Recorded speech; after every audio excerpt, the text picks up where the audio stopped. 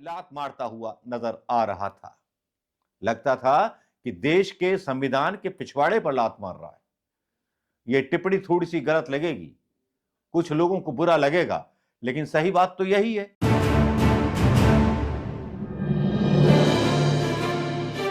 इससे आगे की खबर बहुत शर्मनाक है, और शर्मनाक खबर यह है कि आज हमने सोशल मीडिया पर एक ऐसा वीडियो देखा जिसमें एक पुलिस अधिकारी दिल्ली में जो था नमाजियों को लात मारते हुए नजर आया। जी हां, ये नफरत आज की नहीं है, ये नफरत उन दिनों की फैलाई हुई है जब कई सारे नफरती लोग व्हाट्सएप यूनिवर्सिटी के जहर ने पैदा कर दिए और उसके मवाद से पैदा हुए बैक्टीरिया उस पूरे वातावरण में फैल गए जिसने उन व्हाट्सएप यूनिवर्सिटीज को भी इन्फेक्टेड कर दिया जो डॉक्टरों की थी, वकीलों की थी। लगता है कि शायद देश में दो हिंदुस्तान बन गए हैं। एक वो हिंदुस्तान है कि जो हिंदुत्व को राष्ट्रवाद समझता है, और एक वो हिंदुस्तान है जो अल्पसंख्यक को सताने में अपनी शान समझता है। आज समझ में नहीं आया कि दिल्ली में ऐसा एक पुलिस अधिकारी ने क्यों किया। ऐसा पहले भी हो चुका है। आपको अगर याद दिलाऊंगा तो चंदन सिंह जैसे और भी पता नहीं कितने लोग होंगे, शिकारपुर जैसे, जिसमें एक इंस्पेक्टर को मार दिया गया था, एसएचओ को मार दिया गया था, और जब वो रिहा होकर के आए उसके अभियुक्त, तो उनका पूरा तिलक श्रृंगार किया गया था। एक तरफ जहां पर नमाजियों पर लातें मारी जाती हैं, वहां दूसरी तरफ कांवड़ लाने वालों के जो हैं अधिकारी जो है सम्मान करते हैं, फूल बरसाए जाते हैं। क्या ये दोरंगा व्यक्तित्व तो नहीं है सरकार का, या सरकार की ये वो चाल थी कि किसी भी तरह से लोकसभा चुनावों से पहले जब सरकार के पास कोई मुद्दा नहीं है बस दंगे भड़का दिया जाए। एक इम्तिहान लेने की कोशिश थी कि दिल्ली के मुसलमानों को नमाज, शुक्रवार है आज पिटवाया जाए किसी मनोज कुमार मीणा से, और वीडियो वायरल हो जानबूझ करके, और इनके समर्थन में कुछ लोग बोले, कांग्रेस के नेता बोले, और उनको जो है हिंदू विरोधी साबित कर सके। शायद यही प्लान रहा होगा प्रधानमंत्री मोदी और अमित शाह का। शायद इसी की कमाई हुई रोटी खाते हैं, सांप्रदायिकता की, और कमाई हुई रोटी इनको पचती नहीं है क्योंकि चंदा जो आ जाता है इलेक्टोरल बॉन्ड के जरिए। बाकी देश का रोजगार, बेरोजगार हिंदू से कोई लेना देना नहीं, बेरोजगार मुसलमान से कोई लेना देना नहीं। किसान जो सिख किसान है अपना हक मांग रहा है, यूपी का किसान है जो हक मांग रहा है, उसमें भी 2 पार्ट बनवा दिए गए हैं। तो प्रधानमंत्री मोदी की चाल तो बहुत अच्छी लगती है, लेकिन ये टुच्ची चाल लगती है। इन 10 सालों में लोग समझ चुके हैं कि प्रधानमंत्री मोदी जी इलेक्शन जीतने के लिए किस हद तक जा सकते हैं। जो प्रधानमंत्री मोदी जी शहीद मतलब सैनिकों पर वोट मांग सकते हैं, तो वो दंगे कराकर भी चुनाव जीत सकते हैं। ऐसी ही कोशिश आज एक दिल्ली में हुई। आज दिल्ली में एक सोशल मीडिया पर वीडियो वायरल हुआ जिसमें जो था एक पुलिस इंस्पेक्टर जो था दिल्ली में, मतलब नमाजियों के पीछे लात मारता हुआ नजर आ रहा था। लगता था कि देश के संविधान के पिछवाड़े पर लात मार रहा है। यह टिप्पणी थोड़ी सी गलत लगेगी, कुछ लोगों को बुरा लगेगा, लेकिन सही बात तो यही है। सही बात तो इसी तरह से कही जाएगी कि वो मुसलमानों के पिछवाड़े पर लात नहीं मारी गई, वो संविधान के पिछवाड़े पर लात मारी गई, वो भीमराव अंबेडकर के उस लिखे हुए संविधान पर लात मारी गई जो लिखा गया था हिंदुस्तान की उस परिकल्पना को, जिसमें राम राज का एक दर्पण था, राम राज की स्थापना थी, जिसमें भगवान राम एक धोबी की बात सुनकर के सीता को वनवास दे देते हैं। और यहां हमारे देश में रहने वाले शरणागत मुसलमानों को नए राम भक्त कुछ इस तरह से सताते हैं कि उनकी नमाज पढ़ने पर आपत्ति जताते हैं। यहां जब इस तरह की चीजें होती हैं सोशल मीडिया पर, तो बीजेपी के और बीजेपी समर्थक कुछ लोग काफी खुल करके हद से बाहर नजर आते हैं। जहां एक तरफ इसकी भर्त्सना हो रही होती है दिल्ली के मतलब इस कांड पर, वहां पर बहुत सारे जो है बीजेपी के भक्त भी इसमें बोलने लगते हैं। जाकिर अली त्यागी का एक वीडियो आता है, दिल्ली के इंद्रलोक में रोड किनारे जुमे की नमाज अदा कर रहे नमाजियों को सजदा करते वक्त पुलिस का जवान लात मार रहा है। इन बेशर्म पुलिसकर्मी के अंदर इतना भी दया नहीं है, हया नहीं है कि नमाज अदा होने के बाद नमाजियों से बात करना, कांवड़ यात्रा के दौरान रूट डाइवर्ट करने वाली दिल्ली पुलिस को थोड़े सब्र से काम लेना चाहिए था, नियमों का पालन करना चाहिए था। रोड पर नमाज पढ़ सकता है, वो उसकी इबादत गाह है। क्या मैं पूरे सनातन धर्म की कम्युनिटी से आज एक सवाल करना चाहता हूं, भाई माफ करना अगर बुरा लगे किसी, क्या किसी एक दिन सारे सनातन धर्मी किसी एक देवता, भगवान शंकर हो, भगवान विष्णु हो या भगवान ब्रह्मा हो, तीन ही देव माने गए हैं, या देवी मां इकट्ठे हुए हैं कभी पूजा करने के लिए एक साथ? क्या किसी शंकराचार्य ने, किसी एक ने कभी कोई ऐसा वो निकाला है कि भाई इस दिन पूजा करनी आवश्यक है? हिंदुओं को तो आजादी दी गई है, एक सनातन धर्मी आजादी जो हिंदू धर्म को अलग करती है इस्लाम धर्म की उस कट्टरवादिता से, जिस कट्टरवादिता के पीछे कई इस्लामिक राष्ट्र बर्बाद हो गए। और आज उसी कट्टरवादिता में हमारे देश के युवाओं को, हिंदू युवाओं को ढकेल दिया गया है, ये माने।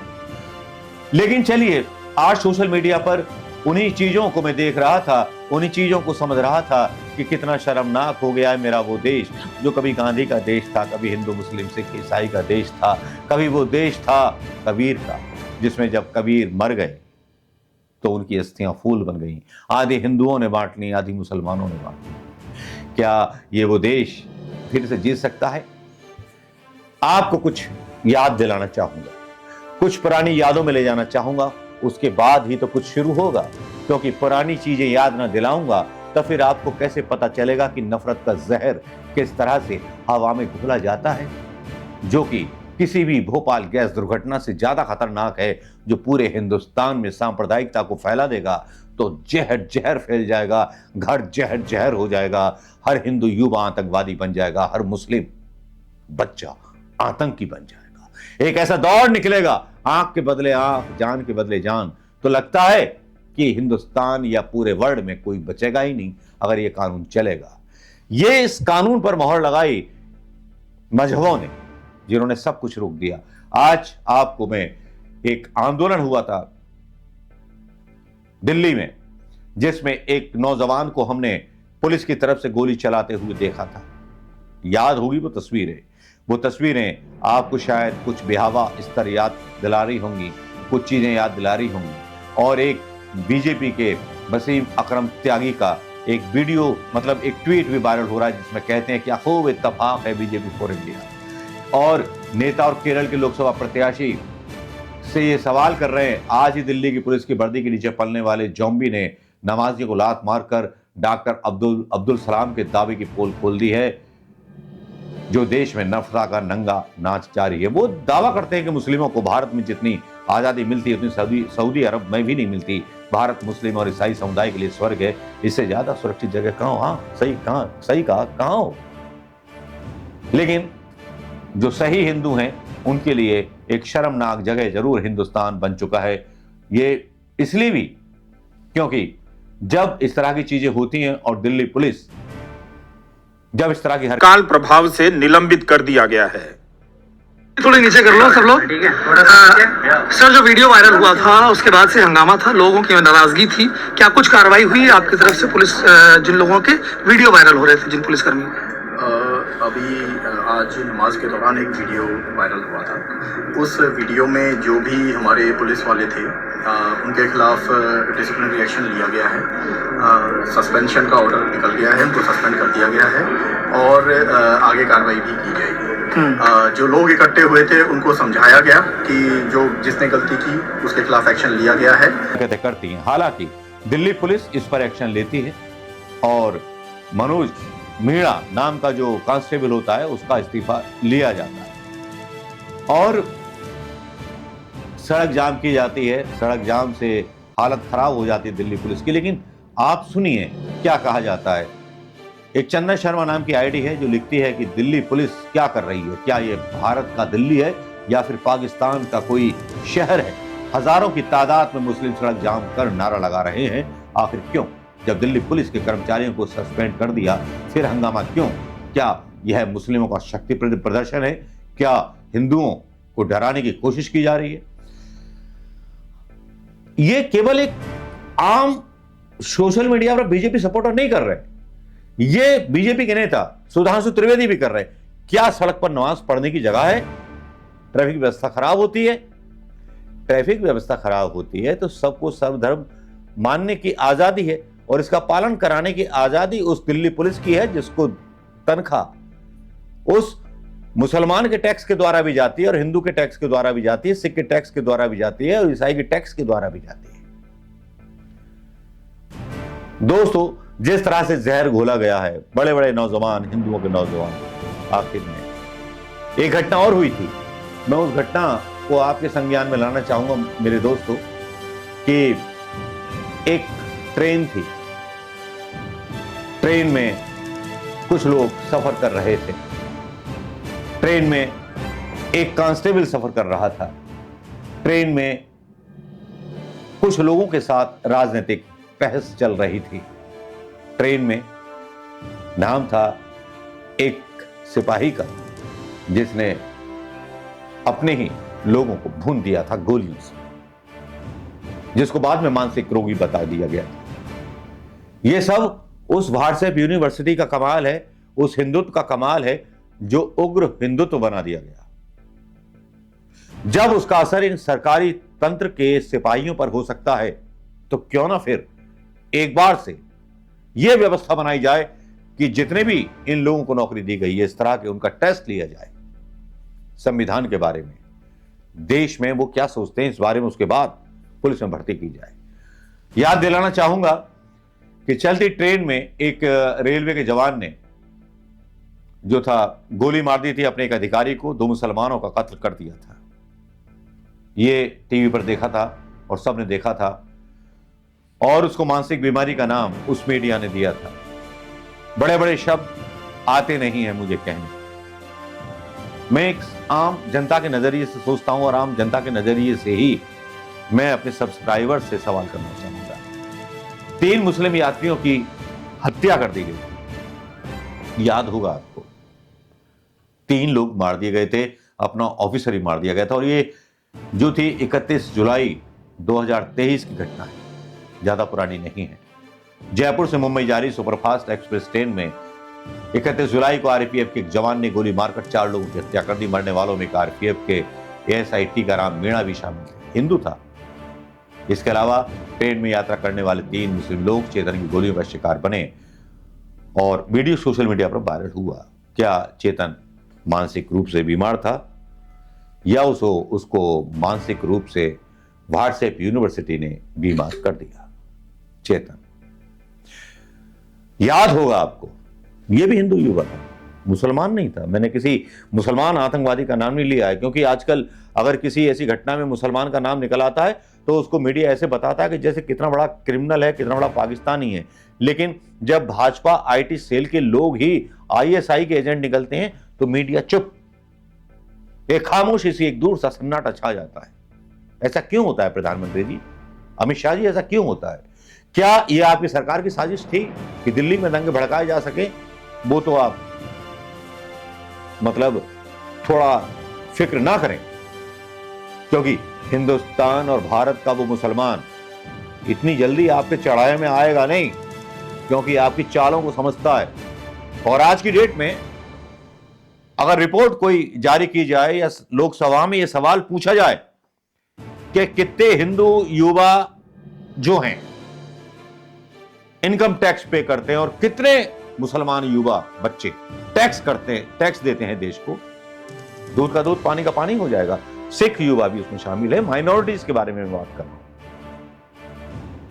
लेकिन दिल्ली की यह घटना आज कुछ ये बातों को याद दिला जाती है और इस लेख की याद दिला जाती है जवाहरलाल नेहरू जी की। जवाहरलाल नेहरू से वैसे बहुत चिढ़ते हैं। आज उन नेहरू जी की कुछ लाइनें मैं पढ़ के सुनाना चाहूंगा। राष्ट्रवाद की भावना उस तजुर्बे का नाम है जिसमें कोई इंसान या मुल्क खुद को बड़ा और व्यापक बनाता है।